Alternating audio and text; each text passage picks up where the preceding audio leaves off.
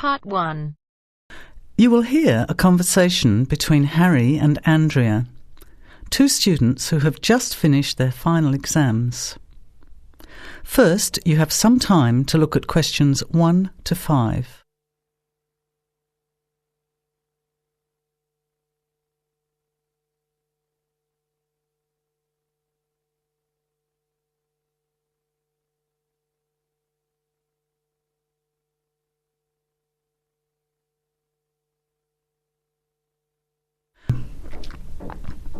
Listen carefully to the conversation and answer questions 1 to 5. Hi Andrea, how are you feeling now that exams are over? It's fantastic to have finished, isn't it? And to sleep in every morning. What about you? Well, I've been catching up on sleep too, but I've got a lot to do before I leave for England. Perhaps you could give me some advice.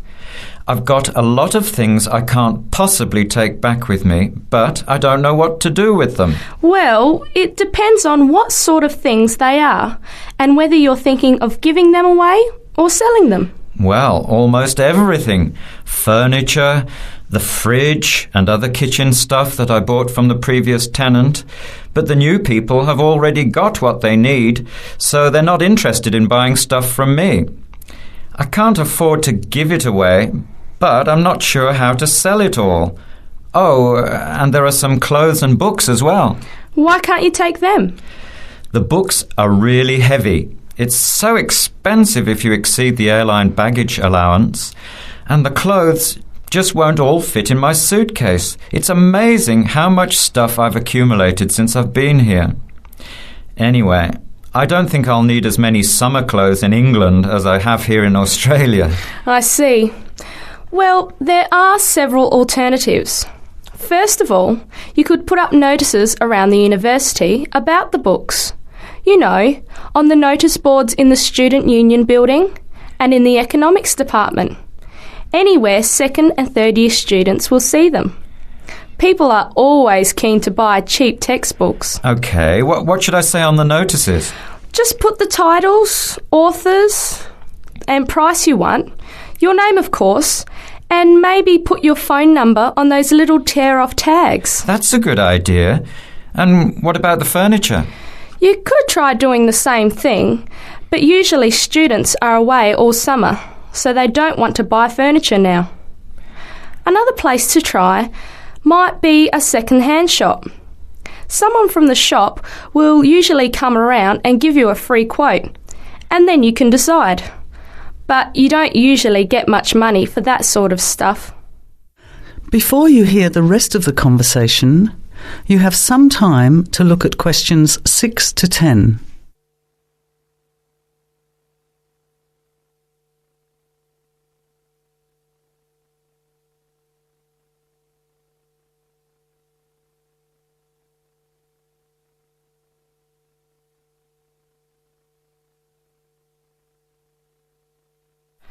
Another alternative is to put an advertisement in the Trading Post. Do you know that paper? It comes out every week advertising things people want to sell. You have to pay to put the advert in and then hope people phone. Give them as much information as possible, and if they're interested, invite them to come and have a look. The hard part is agreeing on a price. No, I haven't seen the Trading Post. But I should have a look at it, and I could advertise the fridge, the microwave and the furniture. But the kitchen stuff isn't really that good. You know, old cutlery, a few pots and pans and some plates and things. What shall I do with them? Well, another option is to donate the kitchen things to a charity shop. You know, like the Salvation Army or St. Vincent de Paul. Why don't you get a second-hand shop to give you a quote first? Yes, I could do that. Find out how much they'll give me and then decide whether to sell them or give them away. But I've still got the clothes. A charity shop will take them too, as long as they're in good condition. And even though you don't get any money, at least you know that someone who really deserves some help has benefited. That's a good point. I'll advertise the expensive stuff, the furniture, and donate the clothes and kitchen stuff. Let's go and buy a trading post and you can help me write the advert. Well, actually, I'm interested in buying the fridge and the microwave, depending on the price, of course. OK, let's see how good you are at bargaining. That is the end of part 1. You now have half a minute to check your answers.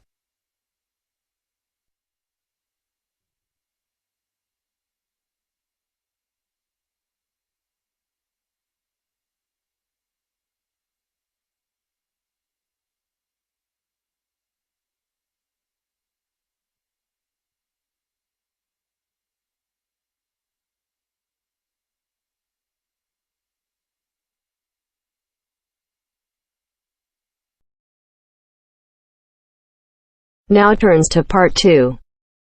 Part 2. You will hear a committee member giving a talk to a nature club about coming events. First, you have some time to look at questions 11 to 15.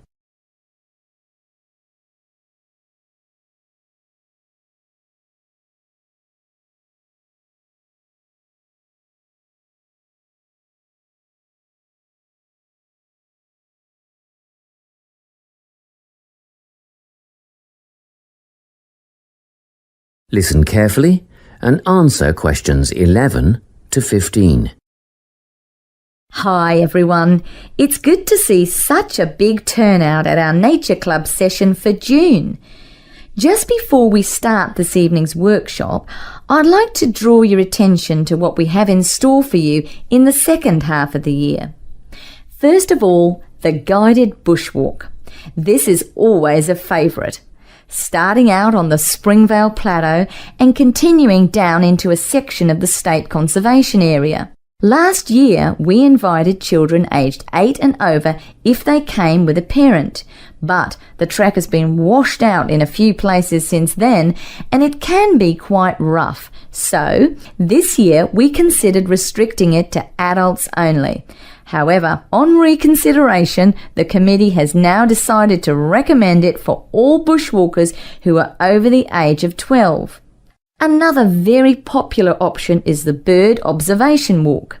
We'll be searching for both migratory and native birds as we walk through tidal marshlands and mangroves, and you can expect to get your feet uncomfortably wet and muddy if you don't wear rubber boots. These are a must.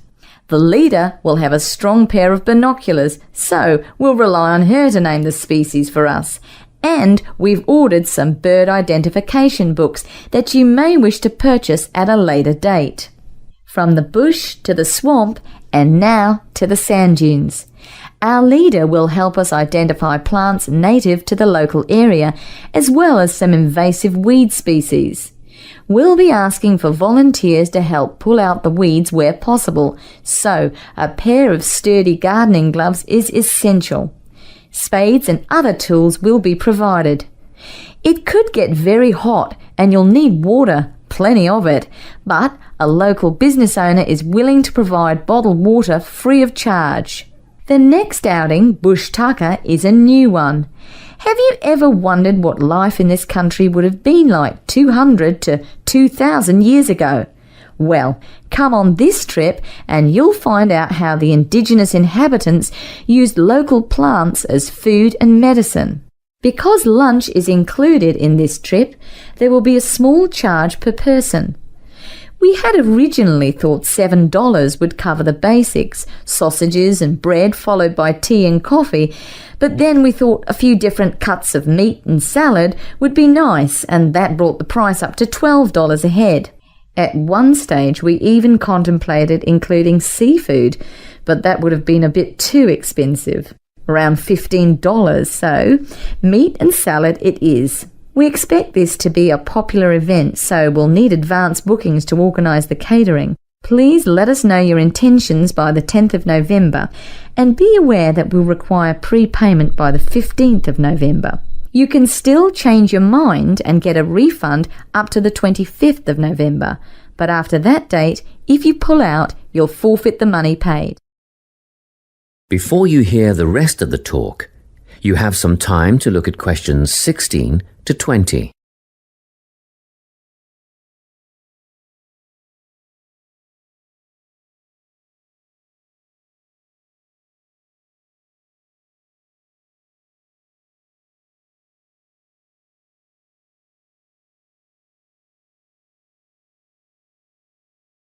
Now listen and answer questions 16 to 20.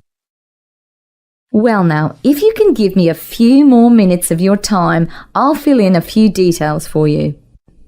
The bushwalk, led by Glenn Ford, is first up in July, on the 2nd of the month. It'll start from Springvale as usual, but this year we'll be setting off in the morning at 9:15 and we'll get back at 1 in the afternoon.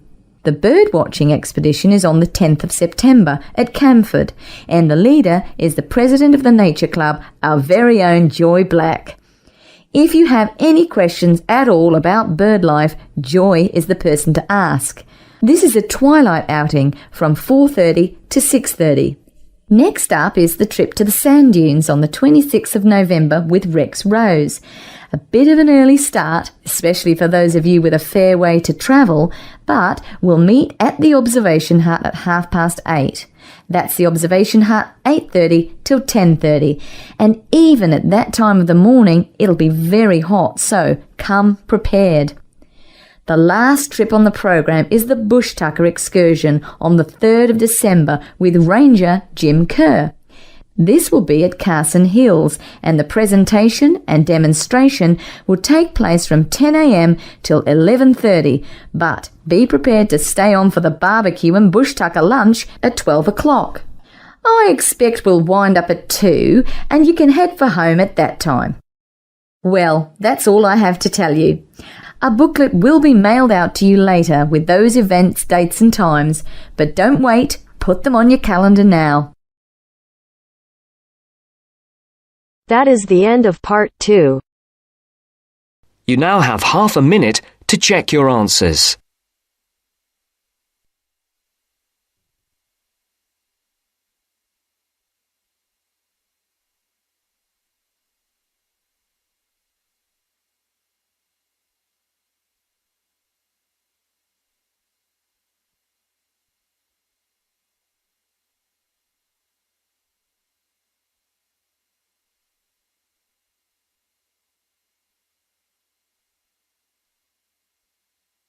Now turns to part 3. Part 3. You are going to hear a lecture about dining services. First, you have some time to look at questions 21 to 24.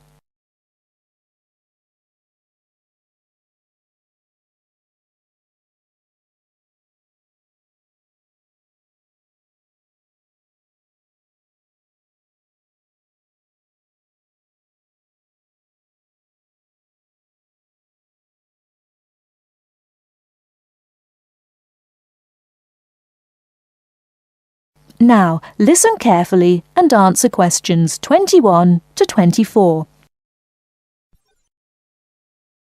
Welcome to the Dining Commons. This is the newest facility on campus, and I'm proud to say, also one of the best. I know that all university students miss eating home-cooked food. Well, this year, we are hoping to provide students with food and services that will make you feel at home, even without your family. The administration has been listening to the voice of the students. Students gave us frequent suggestions last year as to how we could improve the university. One of the most frequent suggestions was improving the dining options. We have been working hard all summer to come up with ideas that will make student life in the dormitories more pleasant. One of the new options we are offering in the dining facilities is variety in student meals. Last year, there was a set menu for every dinner, so if students didn't like the food, there was no choice. Students had to eat whatever was served. But this new dining facility has 3 completely unique areas, each with a different theme. At every meal, there will be 3 options for students to choose from. For example, there might be Italian food at station number 1, which might consist of pizza and pasta. At station number 2, there would be American food, consisting of hamburgers and hot dogs.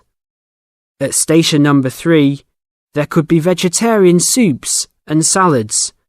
accommodating all the vegetarians. We hope that with the greater selection of food, all students will find something to their liking.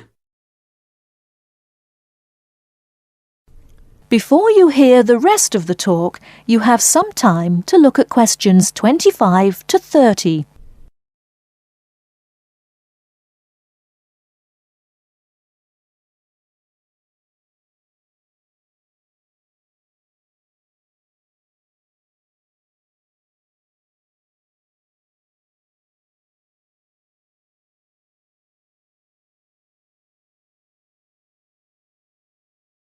Now listen and answer questions 25 to 30.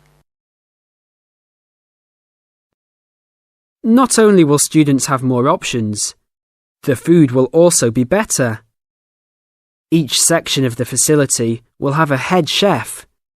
These are real chefs that have been trained in culinary school and have been hired specifically by the school to work in the dining facilities. All of the chefs have a speciality. The school is hoping that these chefs will prepare better tasting and more nutritious food. Every student will be able to make suggestions and also give their input as to which menus taste better. Last year, many students complained that the dining facilities didn't have very convenient hours. This year, we hope to change that. We will open for breakfast at 6 a.m. to accommodate all the early risers. In the evenings, we will open until midnight for all the students that like to go for a late night snack. The afternoons will still remain closed, but we will have a student store open that will provide all students with drinks and fruit. The student store will be open every day from 2 p.m. to 5 p.m. Every student that has paid full tuition and dormitory fees has already paid for their dining facility fees. Students can eat at any time and in any amount for free. If you are a student that does not live in a dormitory, you can still purchase a dining facility card. This card will entitle you to the full services of the dining facility. This card is available only for students and is not open to the general public. If you are not a student and wish to dine here, you must purchase meals at the door. There are a few rules to follow. Even though we do not limit the amount of food that can be taken, we do not want students to waste food. Please do not take more than you can eat. Also, every student must clean his or her own trays and plates. We will provide plates and trays for student use, but please do not abuse these items. Please do not leave your plates on the tables. Your parents are not here to clean up after you anymore, so I hope all students will be responsible. Thank you for your attention and enjoy the upcoming year. That is the end of part 3. You now have half a minute to check your answers.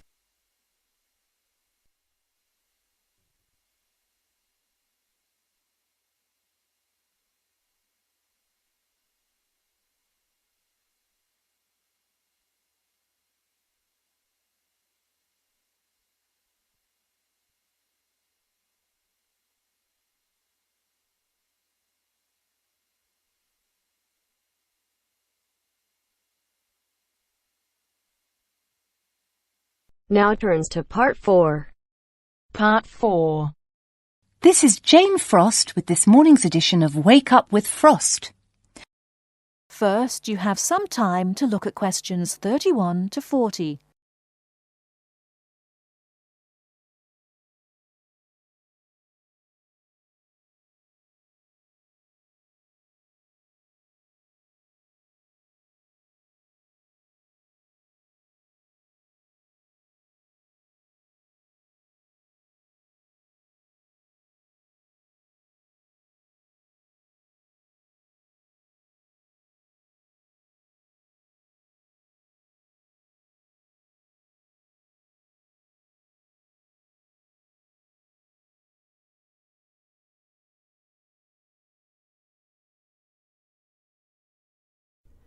Now listen carefully and answer questions 31 to 40.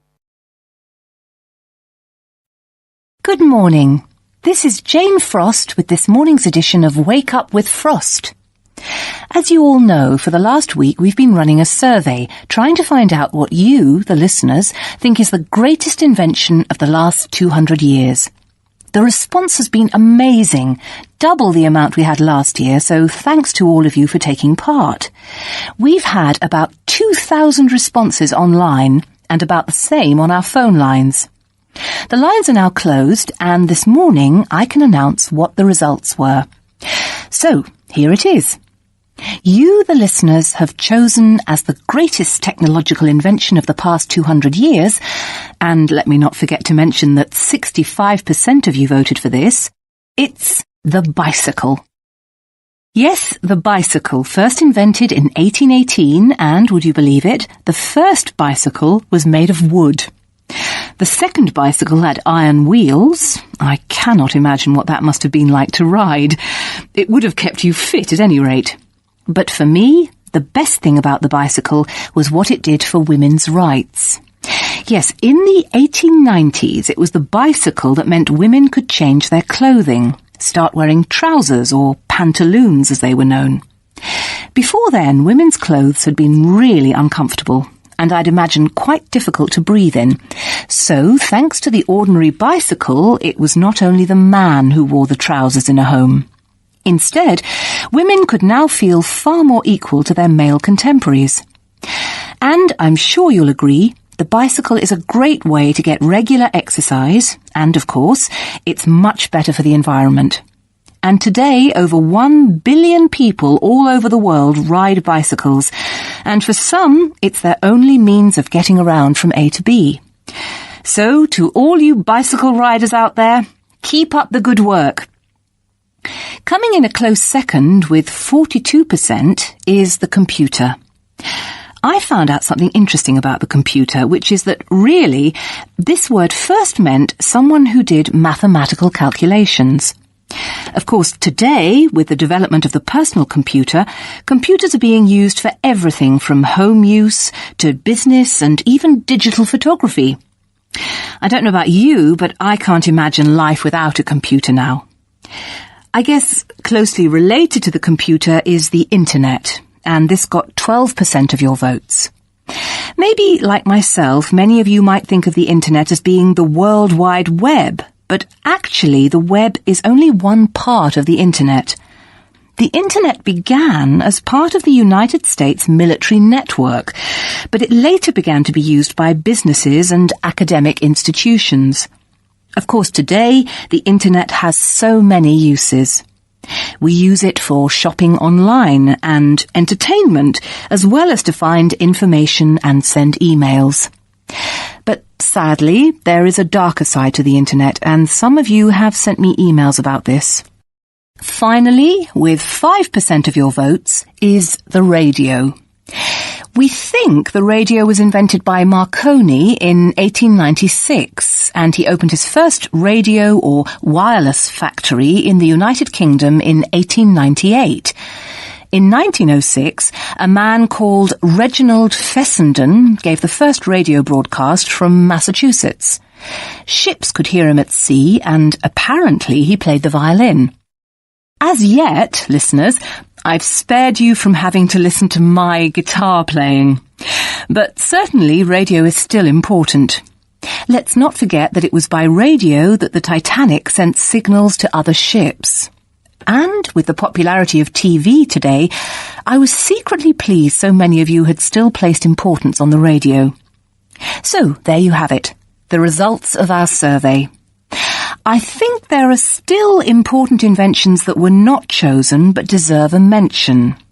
Nuclear power and, of course, communications satellite, something which I am certain will continue to change the face of how we communicate with each other over both long and short distances. In fact, for me, the mobile phone is one of the greatest inventions of the last 200 years, if I think back to my first phone and then I look at what is happening now. Children born today will probably be more likely to have their first experience of the internet on a mobile phone screen rather than a computer monitor. Some of the new mobiles that are now being sold make it just as easy and as quick to find information on the web as on a computer. And let's not forget that mobiles now have digital cameras, word processing facilities, so you can type all your documents, and even personal organisers. I think it's quite possible that the mobile may even replace computers one day. That is the end of part 4. You now have half a minute to check your answers.